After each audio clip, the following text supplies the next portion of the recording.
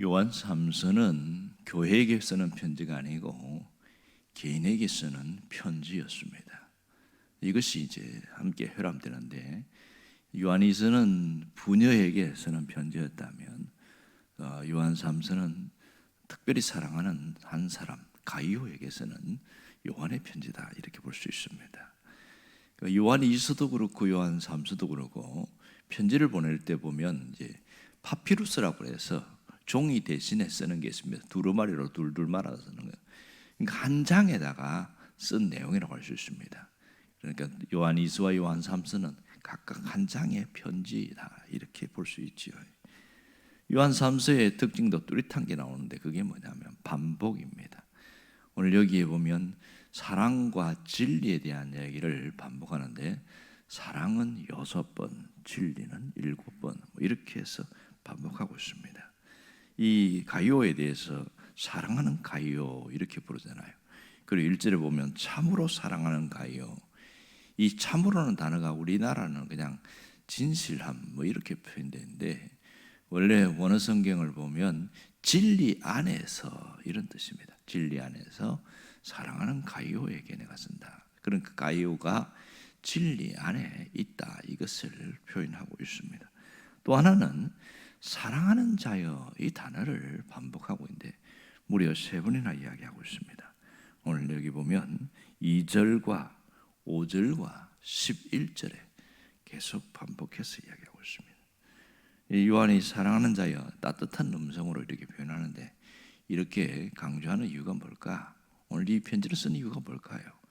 여기에 세 사람이 있다는 것을 말하고 있습니다. 교회 안에는 세 종류의 사람이 있다. 오늘 가이오와 같은 사람이 있고, 또 중간에 나오는 것처럼 디오드레베와 같은 사람이 있고, 또 데메트리오와 같은 사람이 있더라, 이 얘기를 하고 있습니다. 그러니까 이 본문은 세 사람에 대한 이야기다, 그렇게 볼 수 있겠지요. 역순으로 보면 마지막에 나오는 데메트리오라는 사람 먼저 한번 살펴보면 좋겠어요. 12절에 보면 데메트리오에 대해서 이야기를 하고 있는데, 그는 뭇사람에게도 진리에게도 증거를 받았고 또 우리가 또 증언한다, 이러면서 데메트리오를 이야기하고 있습니다. 이 사람이 어떤 사람인가? 성경에 데메트리오가 2사람 나옵니다. 사도행전 19장에 보면 은장색 장인인 데메트리오가 나옵니다. 바울이 전도를 할 때에 거기에서 이제 우상을 만드는 그런 큰 공장을 하는 사장이었나 봐요. 바울이 우상은 가짜다 이러니까 장사가 안 되는 거예요.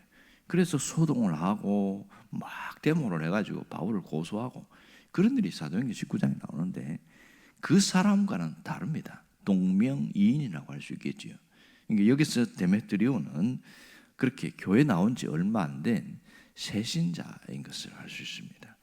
이 데메트리오라는 뜻 이름이 뭐냐면, 데메테르라는 여신을 섬기는 자, 이름 자체가 그래요.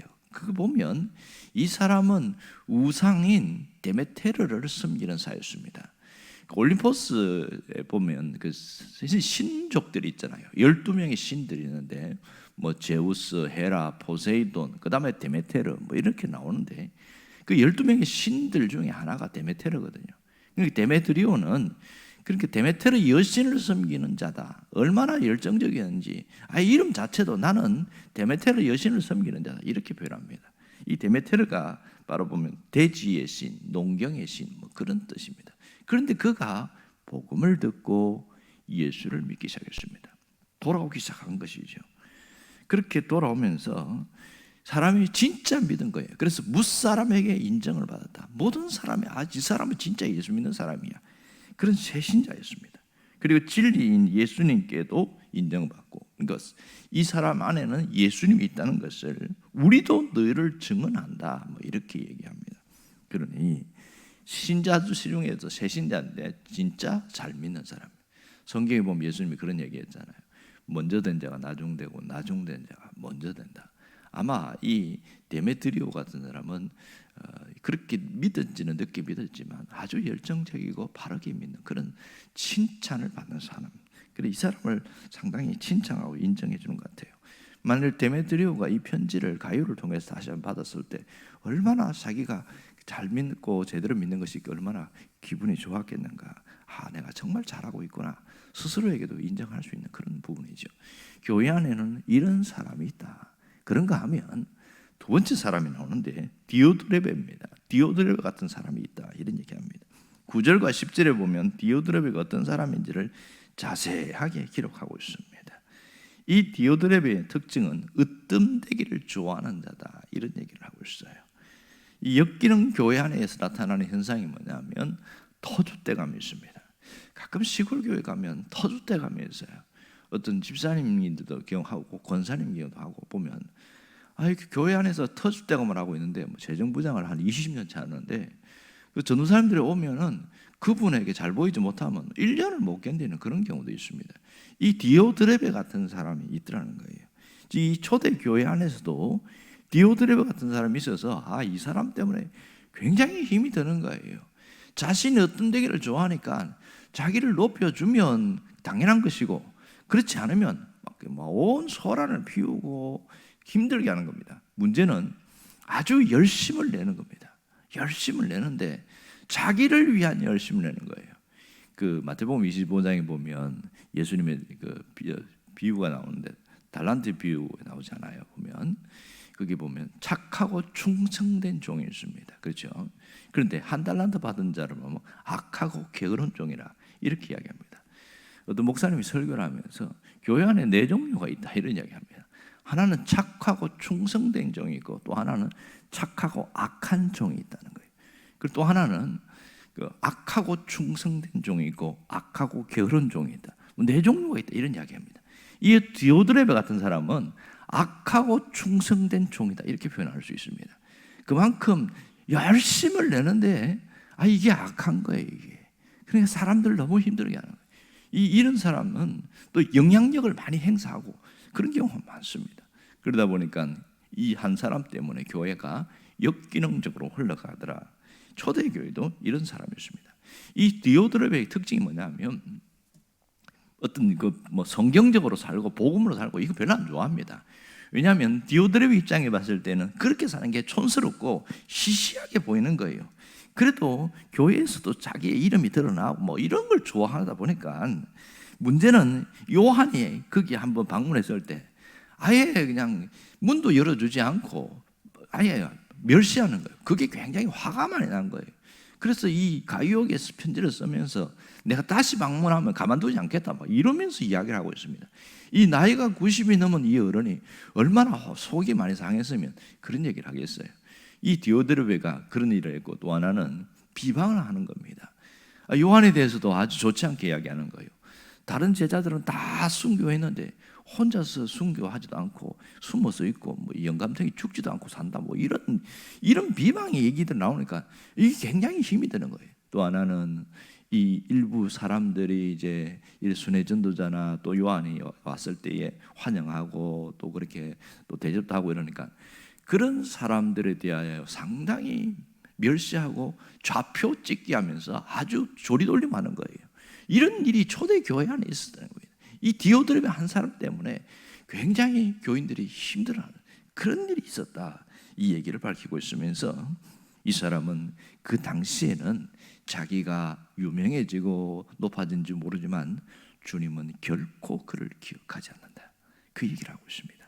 디오드레베 같은 사람 때문에 힘들어하는 그것에 대해서 디오드레베를 소상하게 이야기하면서 이 사람의 모습은 잘못되었다. 그는 신앙적인 것 같지만 비신앙적이었고 잘못된 신앙을 가진 자다. 이걸 드러내기 위해서 이렇게 말하고 있습니다. 세 번째가 이제 가이오인데 원래 목적이 가이오에게 쓴 편지잖아요. 이 가이오가 어떻게 신앙생활하는 것을 존중하고 인정하고 이 사람을 드러내는 부분이 있습니다. 1절에서 4절까지 보면 가이오에 대한 이야기입니다. 특징이 뭐냐면 가이오는 요한이 볼 때 자신에게 믿음의 아들로 인정하는 겁니다. 사랑하는 가이오 이렇게 하면서 그 내용 흐름을 보면 자신의 믿음의 아들로 그렇게 인정하고 애정과 관심과 사랑과 열정을 쏟아서 그렇게 제자 훈련했던 사람 같습니다. 바울에게는 디모데가 믿음의 아들로 이렇게 인정되고 있고 베드로에게는 마가 요한이 믿음의 아들로 이렇게 인정되고 있습니다. 그런데 이 가이오는 사도 요한의 아들 이렇게 볼 수 있습니다. 그런데 특징이 뭐냐면 몸이 좀 허약했던 것 같아요. 몸이 좀 아팠어요. 그러다가 치유가 되고 해서 회복된 사람입니다. 2절에 보면 이 속에서 가이오가 이 사람의 몸이 좀 허약했구나 하는 것을 알 수 있습니다. 그래서 네가 강건해지기를 원한다. 이 사도 요한이 기도할 정도로 그만큼 됐습니다. 바울도 보면 디모데에게 그런 얘기 하잖아요. 디모데도 보면 신앙이 굉장히 좋은데 이 목회하면서 몸이 굉장히 약한 거예요. 특별히 위장병이 잘 안 낫는 거예요. 그래서 디모데전서 5장에 편지를 쓰면서 네가 그냥 물만 먹고 그렇게 하지 말고 기도하지 말고 이 적포도주 있죠. 포도주를 좀 마시면서 그렇게 하고 그 위장병을 좀 다스리라. 이 얘기까지 하고 있습니다. 실제로 이 포도주가 위장병을 다스리는데 효과가 있다고 그래요. 지금도 유럽에서는 가끔 그것을 우리 약으로 쓰기도 하고 뭐 그런가 봅니다. 그만큼 약한 사람이었고, 세 번째 특징이 있는데 이 가이오는 기쁨을 주는 사람이었다. 이 얘기를 하고 있습니다. 3절과 4절에 그 얘기가 자세하게 나오고 있습니다. 3절에 보면 네가 진리 안에서 행한다니 내가 심히 기뻐하노라. 이 사도 요한이 굉장히 흡족하고 기쁜 거예요. 진리 안에서 행한다. 그게 뭡니까? 진리는 예수님이잖아요. 예수님 안에서 그렇게 사는 신앙생활 모습이 너무너무 흡족한 거예요. 그래서 나에게 기쁨을 주는 사람입니다.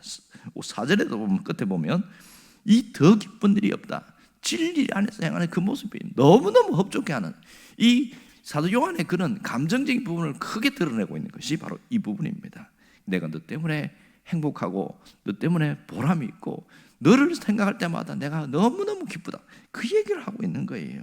그러니 이 다른 사람들은 진리에서 벗어나고 자기가 뭔가 좋아하는 거 하지만 이 사람은 말씀 안에서 복음 안에서 절대로 벗어나지 않고 그것이 소식이 들리니까 너무너무 행복하고 제자 훈련했더니 참 제대로 잘 자라주니까 감사하고 막 이런 표현이 이 속에 있는 거지요. 또 하나 네 번째 특징은 뭐냐면 순회 전도자들을 잘 섬겼습니다. 5절에 보면 5절과 6절에 그 얘기를 길게 써놨거든요. 당시에는 그 순회 전도자들인데 이제 5절에 보면 나그네 이렇게 표현해놨잖아요.